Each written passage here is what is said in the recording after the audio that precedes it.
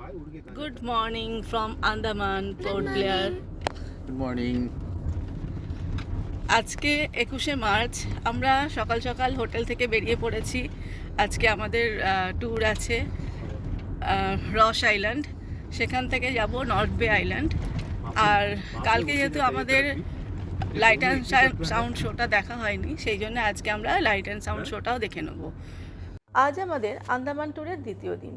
আমাদের হোটেলের ব্রেকফাস্ট ছিল কমপ্লিমেন্টারি, তাই আমরা হোটেল থেকেই ব্রেকফাস্টটা করে নিলাম।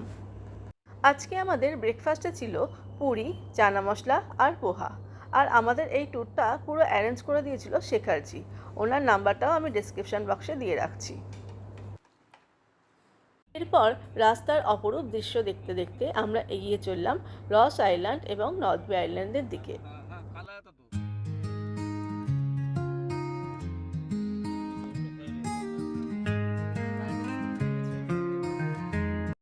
গাড়ি থেকে নেমে আমাদের এখানে কিছুক্ষণ অপেক্ষা করতে হলো। আমরা যে বোটে করে চলে যাব নর্থ বে আইল্যান্ড, তার নাম হলো ওয়াটার ফাইটার। হ্যাঁ, একটা কথা মাথায় রাখবেন, যে বোটটা আপনাকে দেওয়া হচ্ছে অর্থাৎ ওয়াটার ফাইটার, সেই বোটটিই কিন্তু যাবে রস আইল্যান্ডে। আবার এই ওয়াটার ফাইটারে করেই কিন্তু আপনাকে এখানে ফেরত আসতে হবে। সুতরাং আপনাকে যে বোটটা দেওয়া হচ্ছে তার নামটা কিন্তু অবশ্যই মাথায় রাখবেন।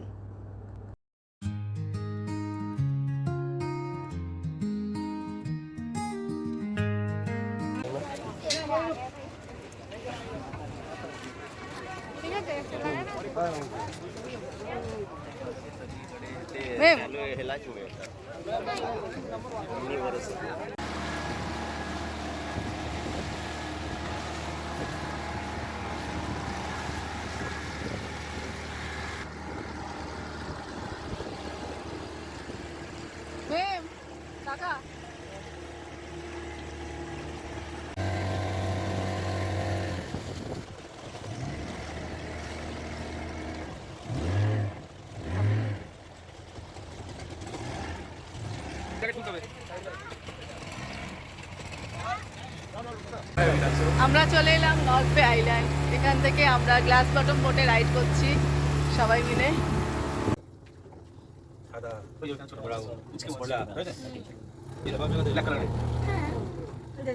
হ্যাঁ, অনেক ছোট ছোট। উড়ি বাবারি,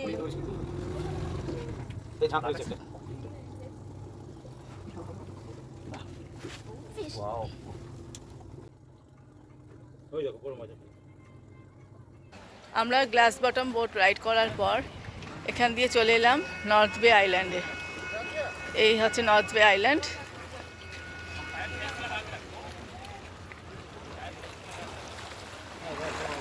এখানকার সমুদ্রের জল এত সুন্দর, সেই ডিপ ব্লু সি যেটা বলে, ডিপ ব্লু কালারের, গ্রিন সব মেশানো, মিক্সিং কালার, দারুণ লাগছে। নর্থ বে আইল্যান্ডের এন্ট্রি ফি হচ্ছে 10 টাকা করে। এখানে এত গরম, আমরা একটু লাইম সোডা খেয়ে ফ্রেশ হয়ে নিচ্ছি। আজকে মার্চ মাস, এটা সিজন, বাট ভালোই গরম আছে। এই আইল্যান্ডে লাঞ্চ করার প্রচুর জায়গা আছে, কিন্তু আমরা এখানে লাঞ্চ করব না, এত গরম। লাইম সোডা খেয়েছি, ফল টল খাবো। তো এখন যাচ্ছি লাইট হাউসের দিকে। লাইট হাউসটা এখান থেকে নেমে ওই 15 মিনিটের মতো লাগবে। তো 15 মিনিট হেঁটে যাব লাইট হাউসে। নর্থ বে আইল্যান্ডে যাওয়ার রাস্তাটা কি সুন্দর, সামনে সমুদ্র, তার পাশ দিয়ে একটা রাস্তা। তোমাদের কিরকম লাগছে বলো জায়গাটা? একটা অসাধারণ অভিজ্ঞতা হচ্ছে, খুবই ভালো লাগছে। Ma'am, excellent.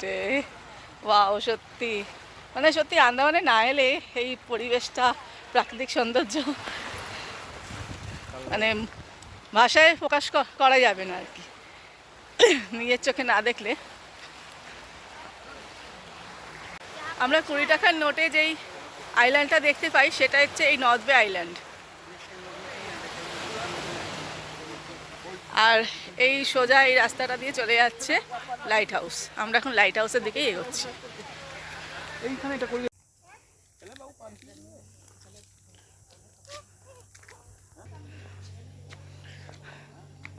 পৌঁছে গেলাম লাইট হাউসে। 15 মিনিট লাগলো হাঁটতে, প্রচণ্ড খাড়াই রাস্তা,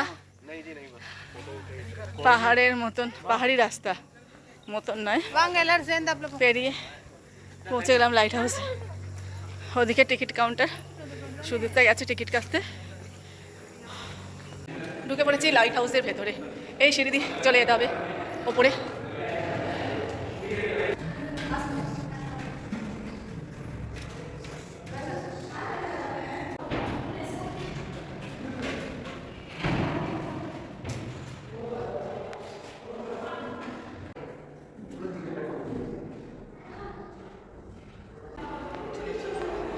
চলো চলো।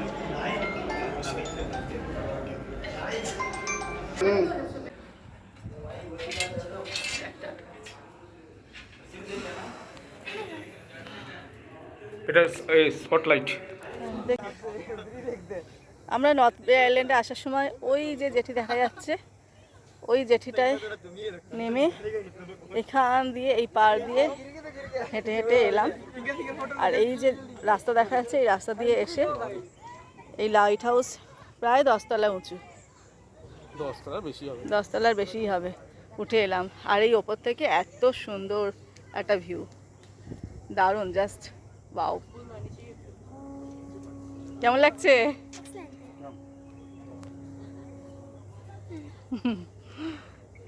পাহাড় সমুদ্র একেবারে, মানে মাঝখানে পাহাড় আর দুপাশে সমুদ্র, অসাধারণ অসাধারণ।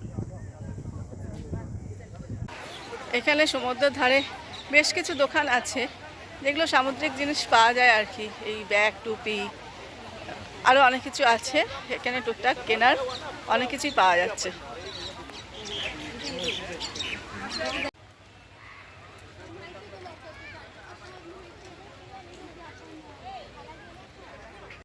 এটা কিন্তু আসল পাখির বাসা।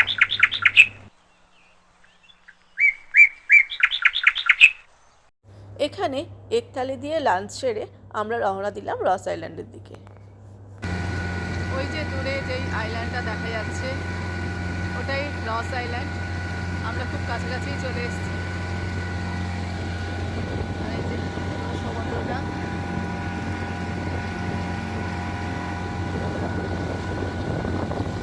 জলের কালারটা অসাধারণ।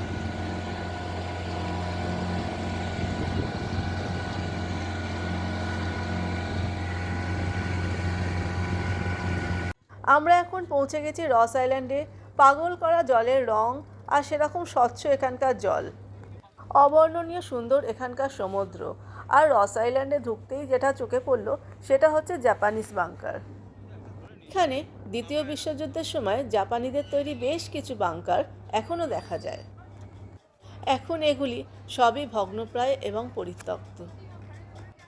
রস আইল্যান্ড শুধু ইতিহাসের জন্যই নয়, হরিণদের জন্যও বিখ্যাত।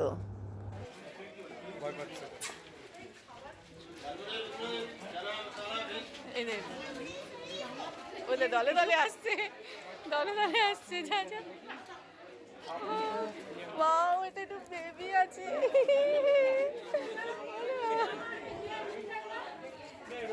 ওটাকে দেখ, ওটাকে দেখ।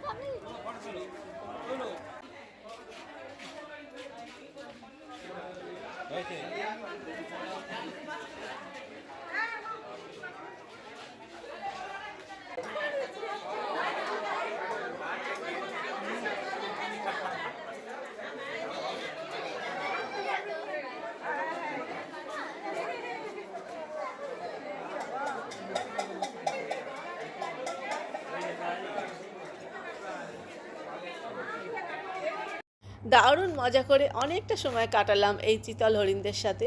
এখানে মূলত চিতল হরিণই দেখা যায়, আর এদের শিংগুলো এত সফট কি বলবো।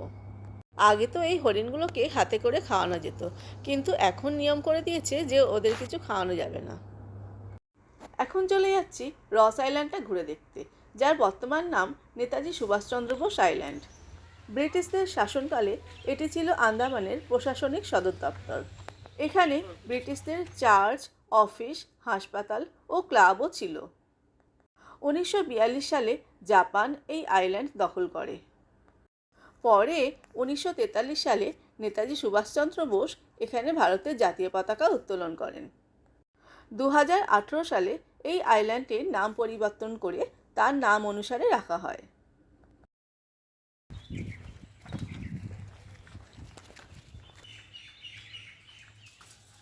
এই আইল্যান্ডে হরিণ, ময়ূর সব অবাধে ঘুরে বেড়ায়। আর এই আইল্যান্ড থেকে সমুদ্রের সুন্দর শান্ত পরিবেশ দেখতে ভীষণ ভালো লাগে। রস আইল্যান্ড ঘোরা হয়ে গেলে আমাদের নির্ধারিত সময় আমাদের ওয়াটার ফাইটারে করে আমরা ফিরে এলাম। এখানেও বিভিন্ন রকম ওয়াটার অ্যাক্টিভিটি হয়, তার মধ্যে একটি হলো জেটস্কি। আর আমরা তিনজনেই এত আগ্রহ পেলাম যে এখানেই জেটস্কিগুলো করে নিলাম।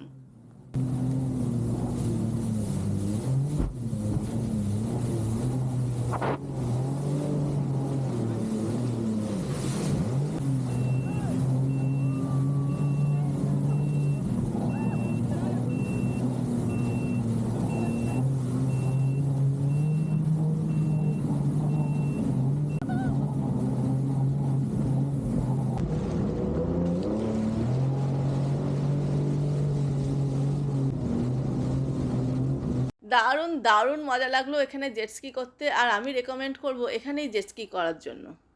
এরপর আমরা চলে যাব সেলুলার জেলে লাইট অ্যান্ড সাউন্ড শো দেখতে। গুড ইভিনিং, আমরা এখন রস আইল্যান্ড থেকে চলে এসেছি সেলুলার জেলের লাইট অ্যান্ড সাউন্ড শো দেখতে। এটা 50-50-এর শো। এখন 5:30টার মধ্যে আমাদের ঢুকতে দিল, তো ঢুকে আমরা সিট নাম্বার দেখে বসে আছি। এবার কিন্তু হিন্দিতে হবে। হ্যাঁ, 5:50 যেই শোটা ওটা কিন্তু হিন্দিতে হবে। নেক্সট যেই শোটা আছে ওটা মোস্ট প্রবলি ইংলিশে হবে, তাই তো? ইংলিশে হবে। তো আমরা এখন বসে আছি, চলো শোটা তোমাদের সাথে শেয়ার করছি। শোয়ের সময় ভিডিওগ্রাফি, ফটোগ্রাফি নট অ্যালাউড, একটু আগেই অ্যানাউন্স করে গেল, তাই তোমাদেরকে দেখাতে পারছি না। শো দেখার পর আমরা হোটেলে ফিরে এসে ডিনারটা সেরে ফেললাম। পরের দিন আমরা চলে যাব এলিফ্যান্টা বিচ, কালাপাত্থার বিচ এবং রাধানগর বিচ। তো দেখতে থাকো CRS stories. Andaman tour episode 4।